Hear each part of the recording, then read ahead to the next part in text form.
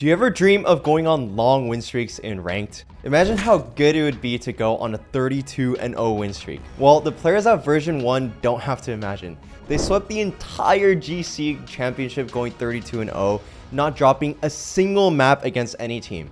If you look at clips from each player on the team, it's undeniable that they're all incredibly talented in their mechanics. However, it's impossible to only rely on your mechanics if you want an undefeated record against professional teams and win 73% of their rounds played. So in this video, I'll be breaking down version 1's weak site, retake, and conditioning fundamentals on their defender side to show you how you can apply these concepts to win more of your ranked and premier games. Also, if you don't know who I am, I'm Kompeki and I run Valorant's #1 live coaching program that helps players rank up 5 divisions in 6 weeks. Don't believe me?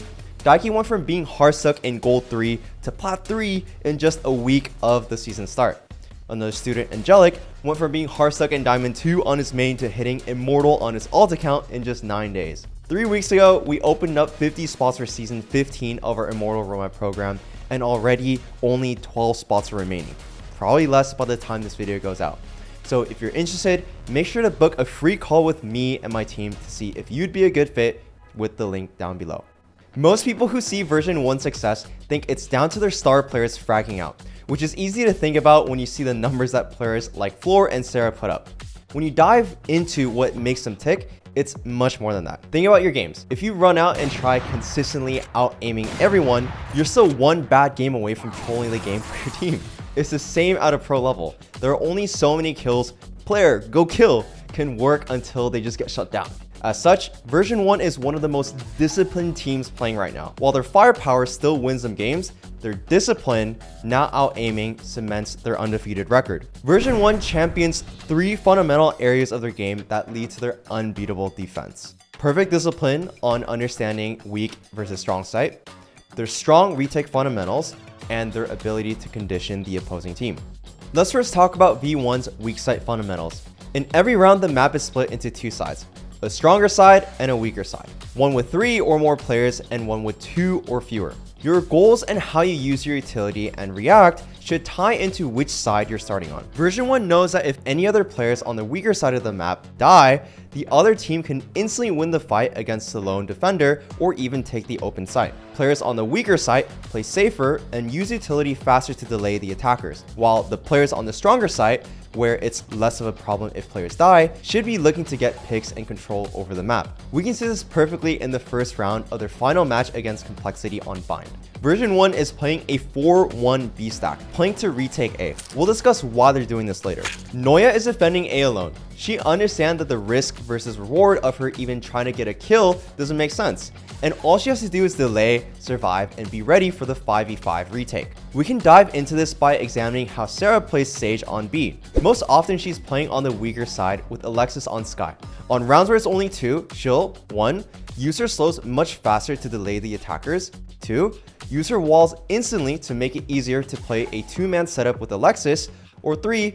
Fall up from positions much faster and go into retake setups if she feels like they can't buy enough time for the first rotation to come in. Her site duo Alexis is constantly taking early deep info with her flash, so they have an earlier warning if attackers want this space. Noya buffs up the site by giving her wall to B, even though she's playing A, to compensate for them having fewer players. However, on rounds where there are 3, Sarah will play the same positions with an entirely different set of goals. On their low buy round on round 4, Sarah played aggressively to look for a kill with her raise. In the next round, instead of falling into Alexis or a retake setup, she fights for the site, knowing that her team is ready to clean up after she fights.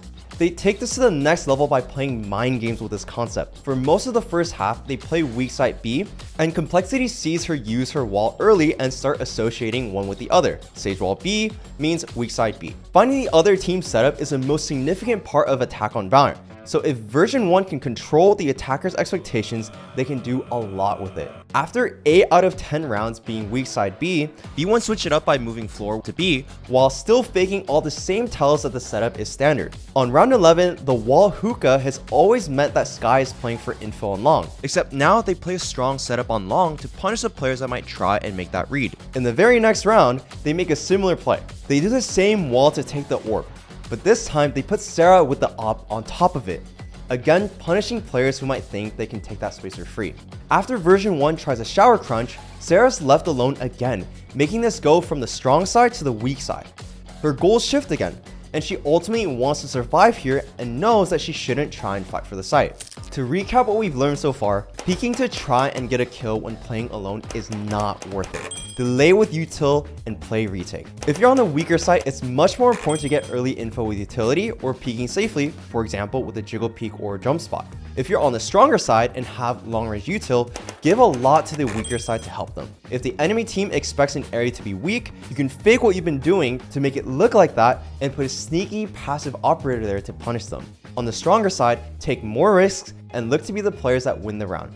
You want to avoid playing passive or retake on the stronger side. When you're playing with as much discipline as we've been talking about, you better be good at closing out the round, and version 1 is.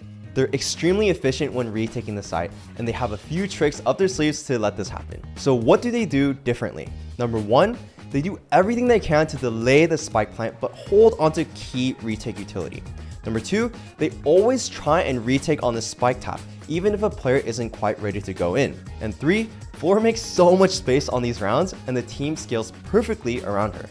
Now let's look into that second point. Most teams like to ensure that all 5 defenders are ready for a perfect retake and treat it like an execute back onto the site. But that isn't always the best play. Traditional retakes are good when you have a man advantage, as you can just trade each other out and win. In a 5 versus 5 or even at a disadvantage, the worst thing you can do is let the enemy team get into comfortable setups like crossfires, bait and switch setups, or post plant util lineups. But when you retake on the sound of the spike going down, we know, number 1, the location of one player and that they don't have their gun out, and number 2, the other players will be transitioning from taking the site to getting into setups. Take for example these retakes on Lotus. We can see that Alexis is popping her flash in near perfect timing with the spike hitting the ground. Afterward, everyone scales in behind Floor to wipe out unprepared defenders. We can see the exact same example back on Bind. Alexis and Sarah are playing B from long, and they're totally fine with Complexity taking the site. They use a dog to delay, getting a stun off of Jazzykins, and pop flash through the long wall the second the bomb hits the ground. At this point, V1 is now sandwiching the site from multiple directions and Noya cleans up.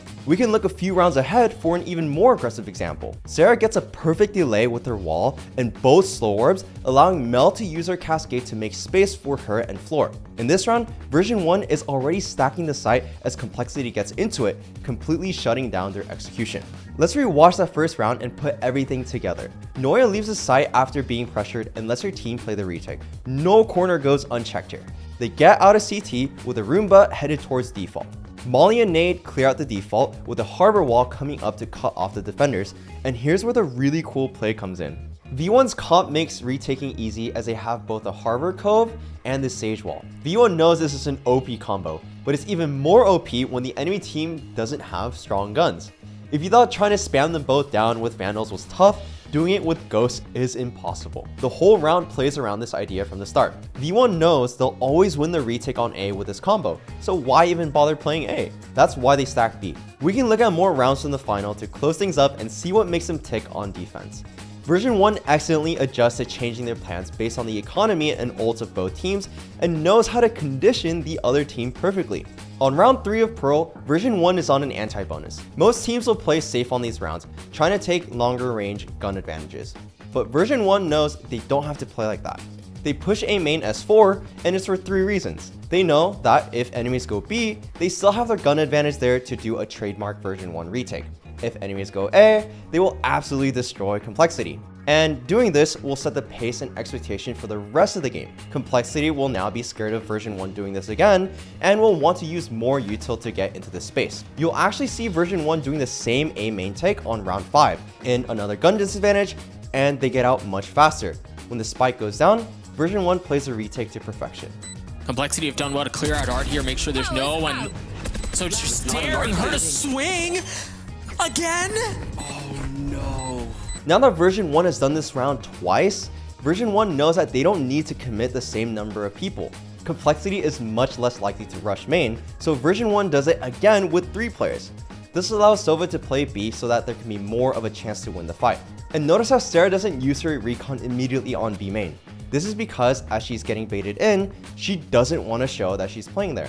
Later in this round, we see the same structure that V1 has been playing in this series. The whole map is quiet while Complexity is getting ready, but all the pressure comes in as the execute comes in. Version 1 doesn't even get the chance to play retake on top this round, as V1 anchored well enough to get the round down to a 4v2. Here's that dugout take I was referring to earlier. Oh, That's a kill on delays, and 4 with the blades continues to cause problems. From this point, after scaring Complexity away from A main so much, Version 1 knows that they can stack towards B. Version 1 switches up their whole default the next round to be a B stack. Then, to put the nail in the coffin on round 10, Version 1 knows how to take A main in a way that'll catch Complexity off guard. For every round that Version 1 has taken A main up until now, it's been obvious and set up with util. On every round they haven't taken A main, it's been quiet, and they know this, so they contact into A main, making Lace think it's a passive A round and isolate her as 3 players. You can take these ideas into your own game. If you're holding a site, you want to think about how scared the other team might be going into it. If you have not pressured them in the past rounds on your site, opponents won't feel the need to use utility to take up space and will have more utility for the site execute. So you can take advantage of this by playing off angles to punish people thinking that the space would be free. Or if you want them to respect you, you can aggressively push it so that they'll use more util later. If you want to find space to get kills, think about how this might look across the whole map.